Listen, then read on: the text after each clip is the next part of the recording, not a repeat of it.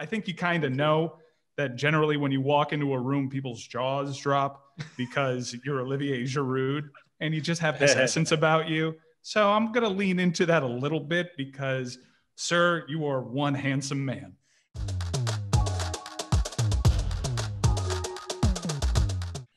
Olivier, once again, thank you for joining us. We've been hyping up your interview here for a full week on Chelsea Mic'd Up, the official Chelsea podcast. It's amazing to have you. I walked into a room and Olivier Giroud, bathed in white light, is in a Zoom, and he is awesome. Olivier, I want to talk to you about so many things, your Chelsea career, your favorite Chelsea memory. But one of the things that I've absolutely loved about watching you is there have been a lot of haters and doubters on social media when it comes to your game. You're a World Cup champion, and you famously did a lot of the dirty work. A goal scorer that was doing wonderful hold-up play, setting up others, sacrificing your own success for team goals. And the reputation that you had was unfair. How can you have a striker that doesn't score goals? Yet, now all you do is score goals. Per minute, no one is better at scoring goals than you. Do you get a little bit of a chuckle out of what people were saying about you when you were winning the World Cup? And now are you delighting in the fact that you can prove to everyone in the world that you are one of the game's purest goal scorers? Well, first, it's nice to speak to you today. Well, you know, when you are a football player, I believe mental strength is a big part of your success. And I believe that all the difficulties I've been through all my careers, you know, reinforce my this mental strength, you know, and people are talking about the fact I always bounce back, you know, when people think, you know, it's over or I'm finished, maybe, you know, some of my friends told me that I'm like fine wine, you know, I'm getting better with with my age.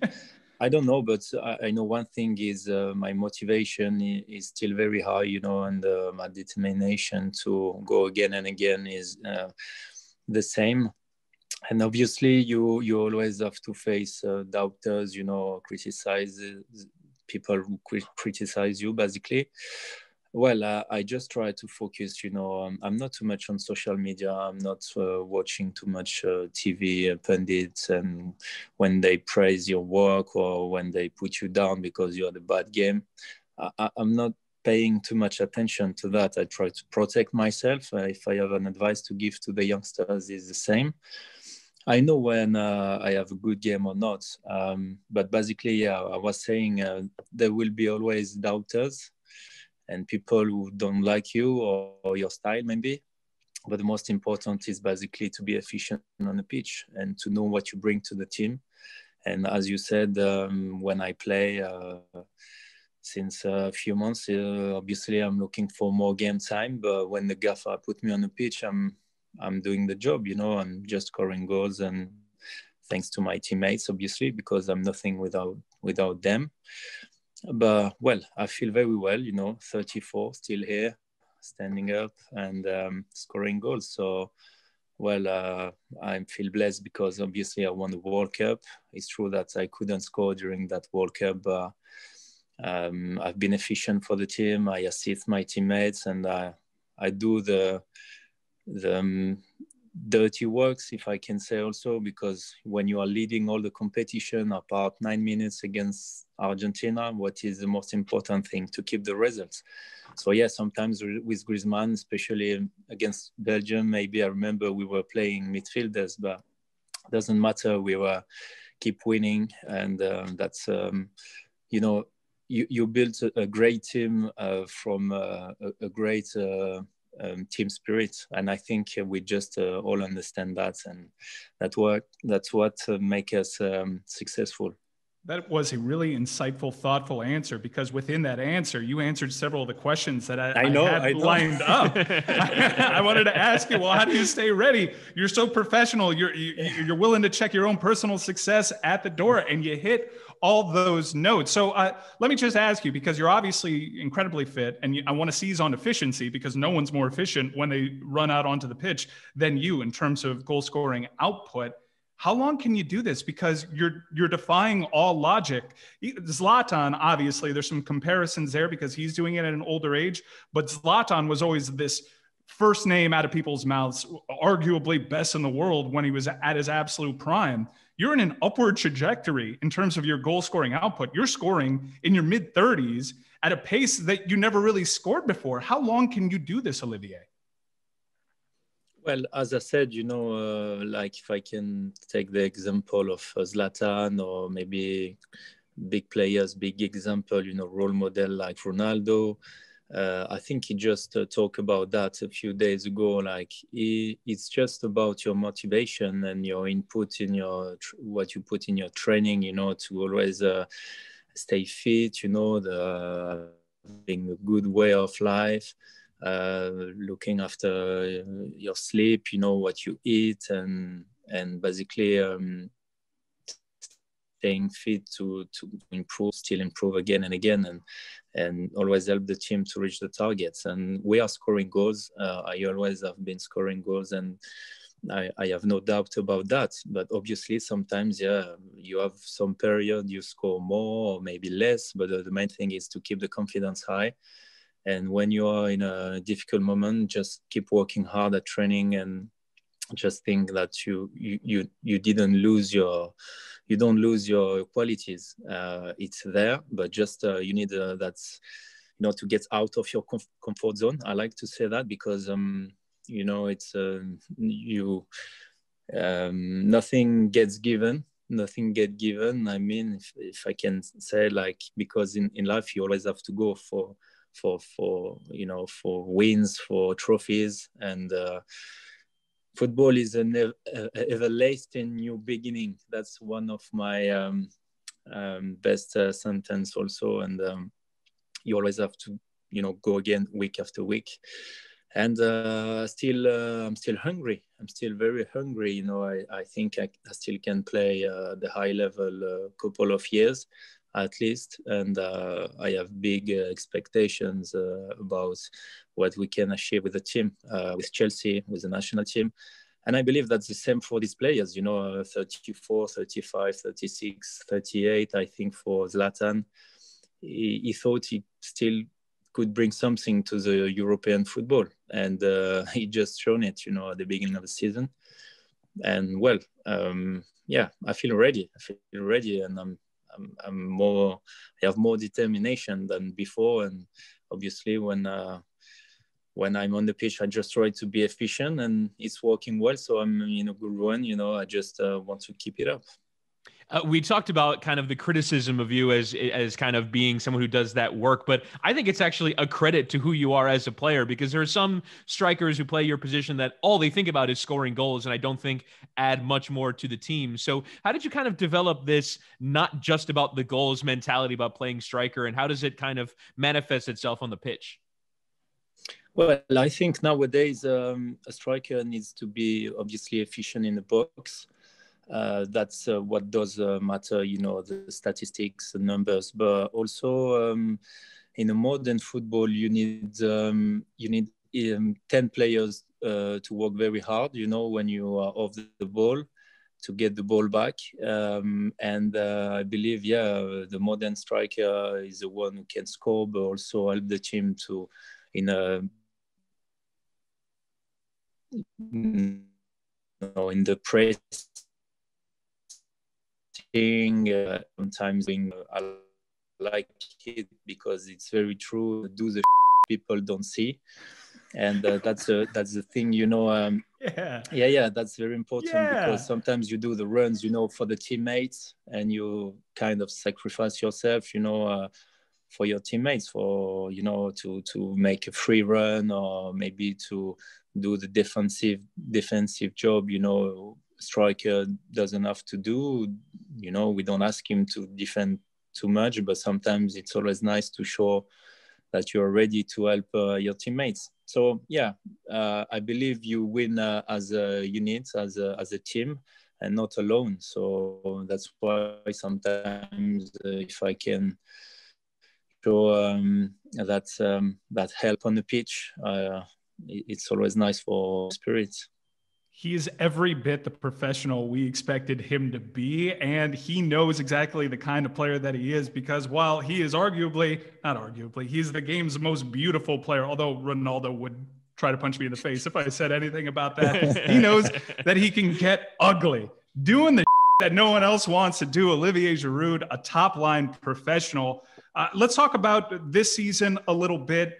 I really wish that we had you for more of your career, because the two-man game that you had with Eden Hazard was just brilliant to watch. I think towards the end of his Chelsea tenure, you guys were clicking on a level that I hadn't really seen in terms of two-man game. Now, it's still early in Christian Pulisic's Chelsea career, but you do see flashes. And what I really love in watching you guys play together is a constant communication. You can almost see, just from your body language, you setting up something that ends up being a goal 10 minutes later. What can you tell us about Christian's chemistry with you on that pitch and your ability to play the two-man game? Not necessarily a direct comparison with what Hazard brought, because he's all world, obviously, but the promise and flashes that you have when you're on that pitch with Christian in that two-man game. Well, that's an interesting question. Thank you. Obviously, we try to work on it at training, this understanding relationship we can have after the weekend for the competition. We are working on it at training, and obviously we are very complementary regarding our qualities. He needs someone like me as a target man, for maybe to have someone to play with in the box, for the 1-2. I was doing it quite often with Eden Hazard. I had a very good understanding also with him, so we knew what we could bring to the team, and to help each other, to be more efficient. You can see it on the pitch. We are always try to find each other, and I think that's those matter, for the team, that we can build a stronger relationship, between us. I see Christian's got big potential, and he's so easy by dribbling, taking on his opponents, and he's got this facility Eden used to have also.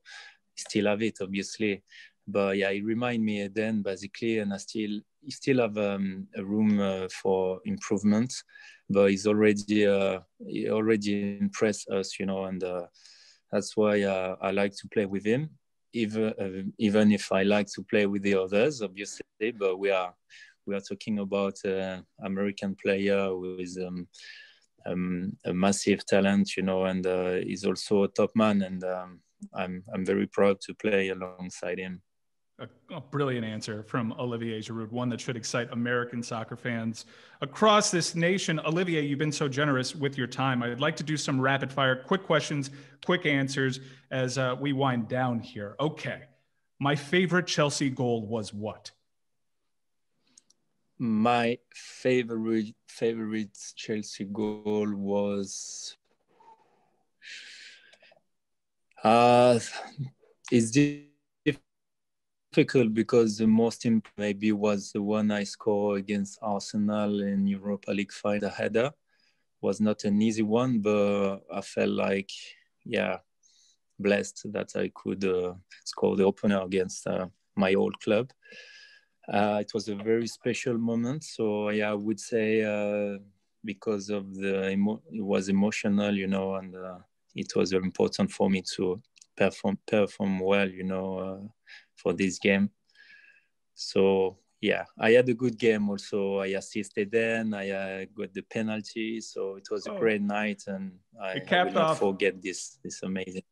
It capped off a brilliant Europa League for you. And considering how efficient you were with your playing time, it was an unbelievable goal-scoring record. A couple more questions here for you. I thought you were going to say it's difficult because I score so many, but it was a bit more of a humble answer there. By the way, if I can say, I remember also, obviously, we were talking about Eden when he passed me the ball at Wembley. Kind of my garden, if I can say, because I won right, so many trophies.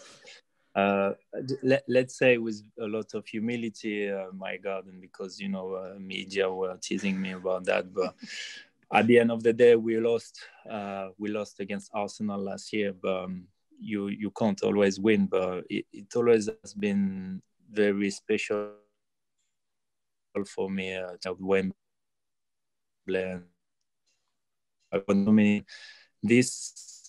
I scored something. I felt like I felt blessed also to score that kind of goal, because it's not proper Giroud goal, if I can say. But I felt very, very, very proud to score this goal, especially because my brothers were in a stand. So yeah, It was a special moment also. That's a great answer. All right, I only have time for a few more. Now, these may not be soccer specific, so just bear with me because I'm just generally interested. How often do you get a haircut a week? Well, it's a good question, because nowadays, with the lockdown, your hair. So I look, it's difficult because it's very long. I need to do it very quickly. I mean, maybe for the next game, but maybe every 3 weeks. Every 3 weeks, once every 3 weeks, I refuse to believe it. I refuse. You get the beard trimmed at least once a week. I swear. No. Yeah, but I do it myself. Oh. But if I want a very sharp one, like sharp haircut, obviously I go to the barber and he make like 0. But after I can maintain it. I can deal with it. What's your secret? Is it genetics? Because obviously I'm wearing a hat right now because I'm not going to match my hair with yours, Olivier. And it's almost, I had a kid recently. And once I had a baby, the hair just started, getting a little back there. I got the entradas un poquito aquí. So what can I do to really accentuate the hairline that I have left? What kind of hair gel? Do I go hairspray? Are you a mousse? Are you a pomade? Help guide me. Yeah. It depends the quality of the hair you have. I can't see it with your cap, my man. Show me. All right. But I can see thin hair. Oh, so no. we are different quality of hair, you and I. The thing is, you could say that again. I No, the quality. I mean, this is very important. I can't believe I'm talking about that with you, but let's talk about Olivier. It's all I want to talk about, honestly. I was forced to ask you soccer questions. Look how thick they are. So that's why people don't understand when I come on a pitch and my hair stay like that. I just put some wax and some hairspray, and because they're very thick and they stay like that, so that's just nothing special. But I'm blessed because I'm not the one who's gonna lose my hair soon. So yeah, it's not looking like you're gonna be losing anything anytime soon, because dude's got it going on the pitch, off the pitch, looks, hair. I mean, it somehow keeps getting better, which is unfair. It's one thing to be a better soccer player as you age. It's another thing to get better looking. It's infuriating to me watching at home. I don't even want to buy a Giroud jersey just because I'm self-conscious of how I look. I'm like, I'm doing this jersey shame. I am just like self-conscious. I'm like holding my chest. I don't think Giroud wants to hear that. I think Giroud wants to, hear that you want to go out and buy his jersey. No, there's only one person that could rock an Olivier Giroud jersey, and that's Olivier Giroud. I can get you one, my friend. Don't worry. Wow. I will get you one. All right. Olivier Giroud. I'm so happy this turned into a hair care and hair product interview as opposed to the soccer stuff, because you get asked that all the time. And honestly, you helped a lot of needy individuals in our audience right now that want to know what Olivier Giroud's secret is, not just to the brilliant two-man game or hold-up play, but just how good he looks. Olivier Giroud, thank you so much for joining us on Chelsea Mic'd Up. A real thrill for us. I can speak for Chris Whittingham. We're massive fans of your professionalism. Obviously, your goal scoring record speaks for itself, but the fact that you're professional, you're always ready, you trot onto that pitch, and you're always looking to help and make key contributions, set up your teammates. When I think of professionals in soccer, I think of Olivier Giroud. And when I think of Wembley, I think of Olivier Giroud. Thank you, sir.